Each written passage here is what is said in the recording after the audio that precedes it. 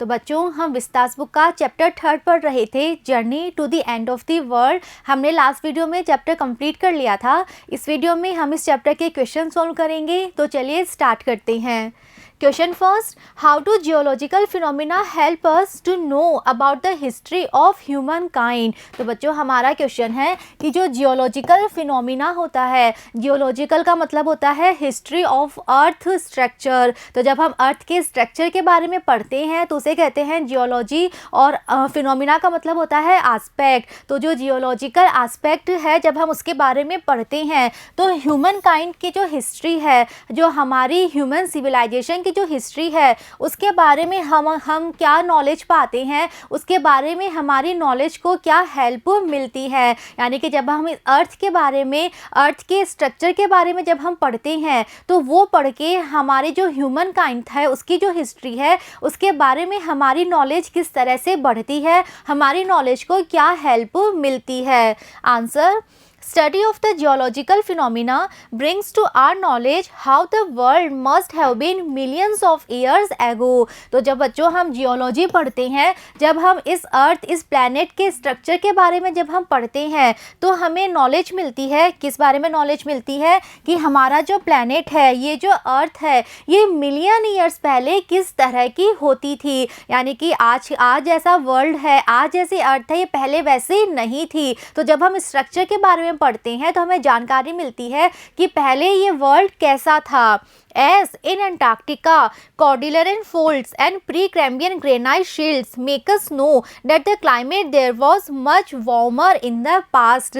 जैसे कि जब हम किसके बारे में, Cordilleran folds और Precambrian granite shields के बारे में पढ़ते हैं तो हमें जानकारी मिलती है कि पहले के समय का जो क्लाइमेट था वो आज के समय से ज़्यादा वार्म था, ज़्यादा गर्म था। Fossils buried in the earth give knowledge of huge animals in existence in the past। इसके अलावा इस अर्थ में जो फॉसिल कहते हैं जीवाश्म, तो जो जीवाश्म यहाँ पे दफन हो गए हैं, जो हमें यहाँ पे खुदाई के समय मिलते हैं, तो उनसे हमें क्या पता चलता है कि पहले के समय में यहाँ पे कितने ह्यूज, कितने विशाल जानवर एग्जिस्ट करते थे, रहा करते थे। तो हमें पता है पहले के समय में यहाँ डायनासोर्स रहा करते थे, मैमथ्स रहा करते थे और वुली राइनोस रहा करते थे, जिनका अस्तित्व आज नहीं है। तो जब हमें उनके फॉसिल्स मिलते हैं इस अर्थ में खुदाई करते हुए, तो हमें एक नॉलेज मिलती है कि पुराने समय में किस तरह के एनिमल्स रहा करते थे, किस तरह के क्रिएचर्स उस समय यहाँ पर रहते थे। By studying Antarctica, we can understand the Earth's present, past and future। और इसी तरह से जब हम अंटार्कटिका जाके वहाँ पे जब हम चीज़ों को देखते हैं, समझते हैं, तो हम इस अर्थ की प्रेजेंट, पास्ट और फ्यूचर के बारे में हम जान पाते हैं। हम जान पाते हैं कि पहले यहाँ पे एक बहुत बड़ा सुपर कॉन्टिनेंट हुआ करता था जिसे ये गोंडवाना कहते थे, लेकिन बाद में वहीं से अलग अलग कंट्रीज़, अलग अलग कॉन्टिनेंट्स अलग होते गए। तो ये सब नॉलेज हमें मिलती है अंटार्कटिका में जाके।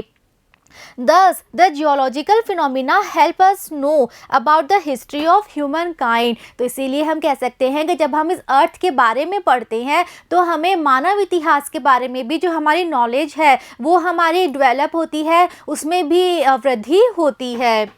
Next question, what are the indications for the future of humankind. तो हमारा जो फ्यूचर है उसके बारे में क्या इंडिकेशंस है, हमारा फ्यूचर कैसा होने वाला है, क्या संकेत मिलते हैं कि हमारा फ्यूचर कैसा होगा। हमारा जो प्रेजेंट है उसको देख के क्या लगता है कि अगर हम ऐसे ही रहे, अगर हमारी लाइफ ऐसी ही चलती रही तो हमारा फ्यूचर कैसा होने वाला है, इसके बारे में क्या इंडिकेशंस मिलते हैं, क्या संकेत मिलते हैं।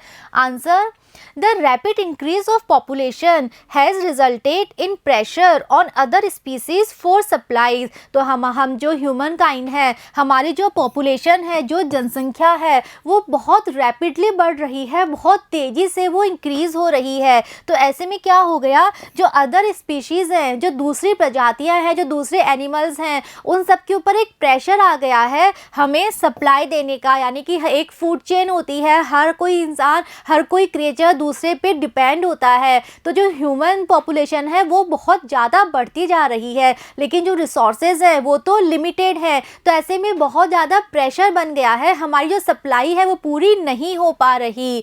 The burning of fossil fuels has created a blanket of carbon dioxide around the world. और इसके अलावा हम इतना ज़्यादा पॉल्यूशन क्रिएट कर रहे हैं, हम जितने भी ईंधन जलाते हैं उसकी वजह से इतनी ज़्यादा कार्बन डाइऑक्साइड हमने फैला दी है कि ऐसा लगता है कि पूरा ही वर्ल्ड कार्बन डाइऑक्साइड के एक ब्लैंकेट में छुप गया है, ढक गया है। The average global temperature is increasing. और इसी का रिजल्ट है कि जो एवरेज ग्लोबल टेम्परेचर जो होना चाहिए वो नहीं है, बल्कि वो लगातार और ज़्यादा बढ़ता जा रहा है। Even little changes in environment can have big consequences. और हमारे जो एनवायरनमेंट में हम छोटे छोटे जो चेंज करते हैं, जो हमें लगता है कि इतने से पॉल्यूशन से क्या हो जाएगा, लेकिन वो छोटे छोटे चेंजेस ही बहुत बड़े बड़े रिजल्ट फाइनली लेकर आते हैं। Scientists warn that a further depletion in the ozone layer will affect the activities of phytoplankton। और हमने पढ़ा था चैप्टर में फाइटोप्लैंक्टन के बारे में कि छोटी छोटी सी ग्रास होती है जो कितनी छोटी होती है, ये विदाउट माइक्रोस्कोप हम देख भी नहीं पाते। तो साइंटिस्ट कह रहे हैं कि जो ओजोन लेयर में लगातार कमी हो रही है, अगर ये कमी ऐसी ही होती रही तो जो फाइटोप्लैंक्टन है उसकी एक्टिविटीज़ पे भी असर आएगा। This will affect the life of all marine animals and birds of the region. और इसकी वजह से उस क्षेत्र में जितने भी एनिमल्स, जितने भी बर्ड्स हैं, मरीन मतलब जो ओशियन में, सी में रहने वाले हैं, उन सभी की लाइफ पे भी असर आएगा। The global carbon cycle will be affected. और इसके साथ साथ जो ग्लोबल, जो पूरे वर्ल्ड में कार्बन साइकिल चलता है उस पर भी असर आएगा। Thus the indications for the future of humankind are neither bright nor positive. तो इन सारी चीज़ों को पढ़ के हम कंक्लूज़न ये निकाल सकते हैं, फाइनली हम ये कह सकते हैं कि हमारे फ्यूचर को लेके जो इंडिकेशंस मिल रहे हैं, जो हमें संकेत मिल रहे हैं, वो इंडिकेशन ना तो ब्राइट है और ना ही पॉजिटिव है, यानी वो इंडिकेशंस अच्छे नहीं हैं। इन सब को देख के हम कह सकते हैं कि ये जो अर्थ है, अगर ये ऐसी ही चलती रही, हम लोग इतना ही पॉल्यूशन करते रहे, तो वो दिन दूर नहीं जब ये अर्थ पूरी ही डिस्ट्रॉय हो जाएगी, हम सब का यहाँ से अस्तित्व विलुप्त हो जाएगा। तो हमारा जो फ्यूचर है वो बिल्कुल भी ब्राइट नहीं है, बिल्कुल भी पॉजिटिव नहीं है, क्योंकि जो इंडिकेशंस हैं वो सारी चीज़ें इसी और इशारा कर रहे हैं। Next question, the world's geological history is trapped in Antarctica, how is the study of this region useful to us. तो एक स्टेटमेंट हमें दिया गया है कि जो पूरे विश्व की जो जियोलॉजिकल हिस्ट्री है वो एक्चुअल में अंटार्कटिका में ही ट्रैप्ड है, वो अंटार्कटिका में ही फंसी हुई है। तो हमारा क्वेश्चन है कि जब हम इस रीजन यानी अंटार्कटिका का हम जब स्टडी करेंगे तो वो स्टडी हमारे लिए यूजफुल क्यों होगी। अंटार्कटिका को जानना, अंटार्कटिका के बारे में पढ़ना हमारे लिए इतना यूजफुल क्यों है। Answer, Antarctica is the coldest, driest and windiest continent in the world today. तो जो अंटार्कटिका कॉन्टिनेंट है, अंटार्कटिका महाद्वीप है, वो सभी कॉन्टिनेंट्स में सबसे ठंडा, सबसे ड्राई और सबसे ज़्यादा हवा चलने वाला वो कॉन्टिनेंट है। But there was a time when India and Antarctica were part of the same land mass known as Gondwana. लेकिन आज जैसा अंटार्कटिका है वो हमेशा से वैसा नहीं था। एक समय पहले ऐसा भी था जब इंडिया और अंटार्कटिका एक ही लैंडमास के पार्ट थे और उस बड़े से लैंडमास का नाम था Gondwana. At that time the climate was much warmer and there was a huge variety of flora and fauna. और ये वो समय था जब यहाँ का जो क्लाइमेट था वो आज के समय से बहुत ज़्यादा वार्म था, बहुत ज़्यादा गर्म था, और उस समय बहुत सारी वैरायटीज़ की यहाँ पे वेजिटेशन थी और अलग अलग वैरायटीज़ के एनिमल्स और बर्ड्स यहाँ पे रहा करते थे।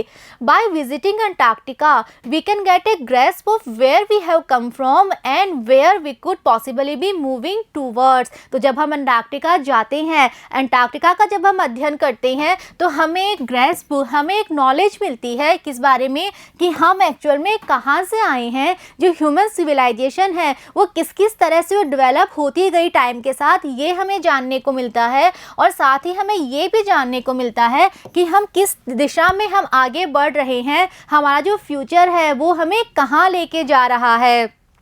Antarctica is the only place in the world which has never sustained a human population. और अंटार्कटिका इस पूरे विश्व में इकलौती जगह है, एकमात्र ऐसा स्थान है जहाँ पर कभी भी ह्यूमन पॉपुलेशन नहीं रही। More over it holds in its ice course 500,000 year old carbon records trapped in its layers of ice. और इसके अलावा यहाँ के जो आइस कोर्स है, यहाँ की जो लेयर्स हैं आइस की, उनमें क्या ट्रैप है, क्या फंसा हुआ है, कार्बन। और कैसी कार्बन, जो कि 500,000 ईयर पुरानी है। In other words, the world's geological history is trapped in Antarctica।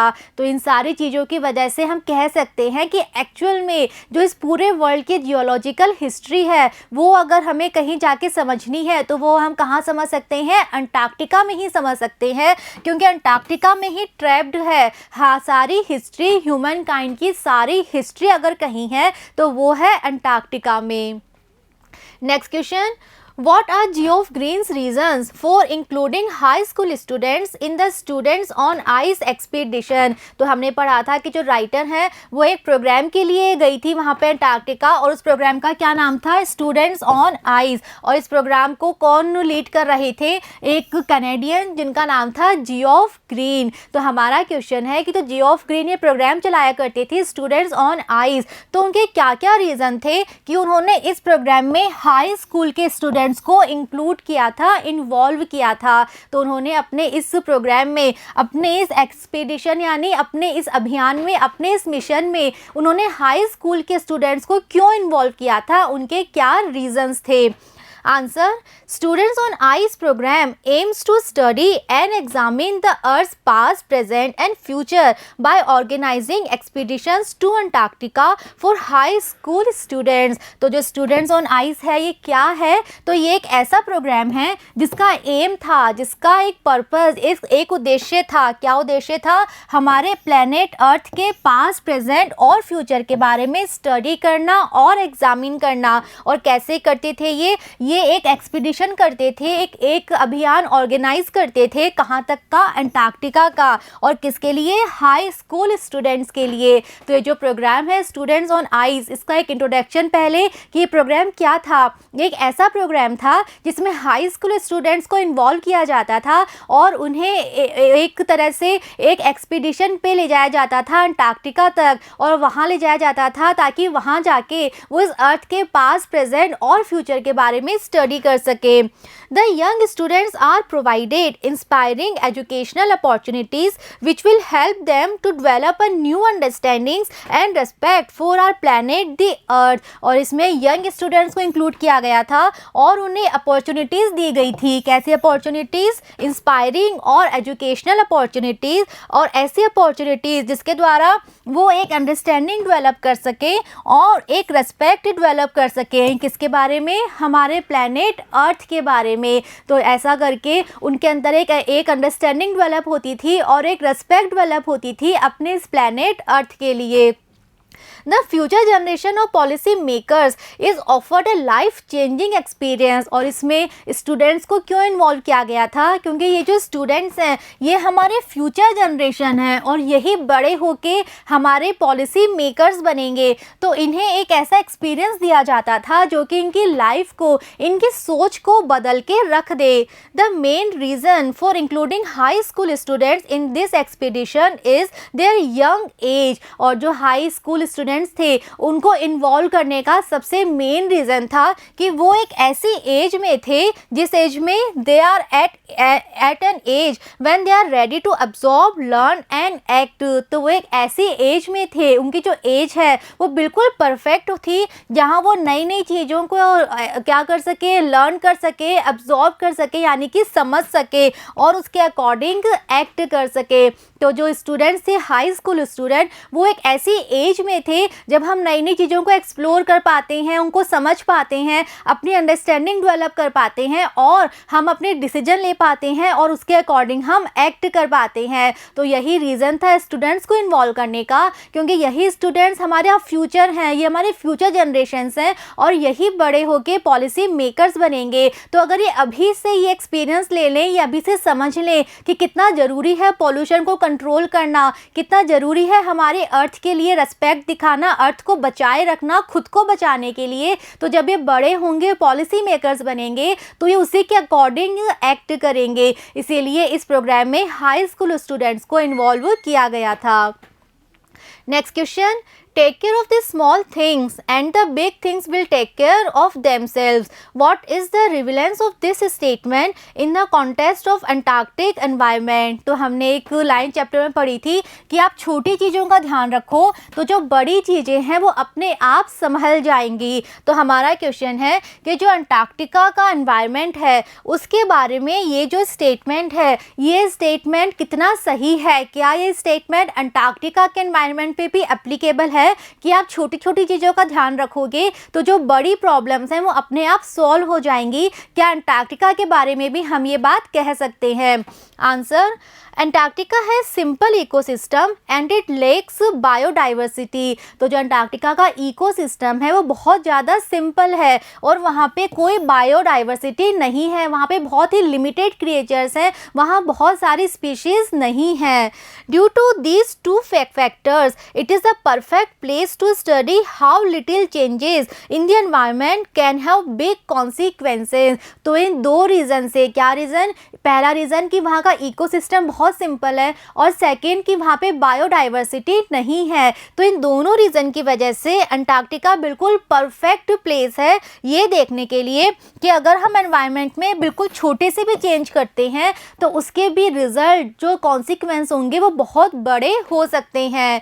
The author gives the example of very small single cell plants called phytoplankton. और इस बात को समझाने के लिए राइटर हमें एक एग्जाम्पल देती हैं एक ऐसे प्लांट फाइटोप्लैंक्टन का जो कि बहुत ही छोटे होते हैं और सिंगल सेल वाले होते हैं। These grasses of the sea nourish and sustain the entire southern ocean's food chain. और ये वैसे तो बहुत छोटे प्लांट होते हैं लेकिन ये इतना इंपॉर्टेंट रोल प्ले करते हैं कि जो पूरे सदर्न ओशियन की फूड चेन है उस कंप्लीट फूड चेन को ये प्लांट से नरिश करते हैं और सस्टेन करते हैं।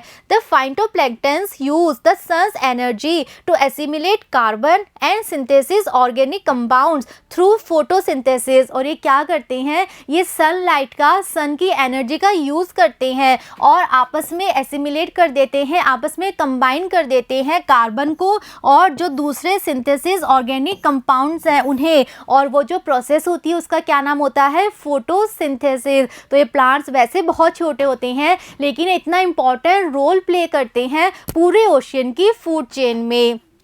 Scientists warn that a future depletion in the ozone layer will affect the activities of phytoplanktons। अब साइंटिस्ट जो हैं वो पहले से ही वार्न कर रहे हैं, चेतावनी दे रहे हैं कि अगर ओजोन की लेयर इसी तरह से कम होती रही तो जो फाइटोप्लैंक्टन्स की एक्टिविटीज़ है उस पर भी असर पड़ेगा।